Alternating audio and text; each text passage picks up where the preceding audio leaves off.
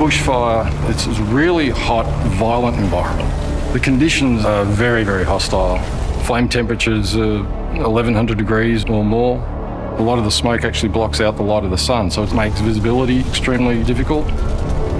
Your ability to actually think rationally under those conditions is drastically reduced.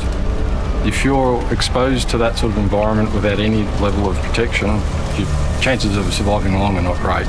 It's a literal hell on earth.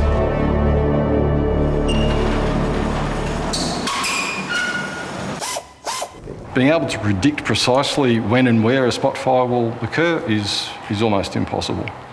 What we can do, though, is determine what the likely maximum distance of a spot fire is in bushfires. Ignition. You might not even be aware that there's a big bushfire heading towards you, but you then see lots of embers landing around you, starting spot fires. Most of the embers get blown ahead of the fire. And in a very intense fire, that may be 40 kilometres or so from where the main fire actually is. There is great potential for those spot fires to actually coalesce and form brand new fire fronts. And suddenly you could actually be surrounded by fire and have no clear path out because the fire is essentially everywhere.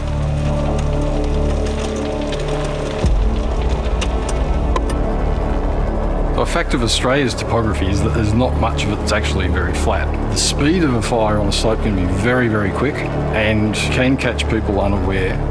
With this fire here, it's starting from a spot fire, as you can see. The combination of that very strong wind on that very steep slope results in a horrendous rate of spread as the fire reaches the top of the ridge. The potential for getting caught in a fast-moving grass fire is extremely high.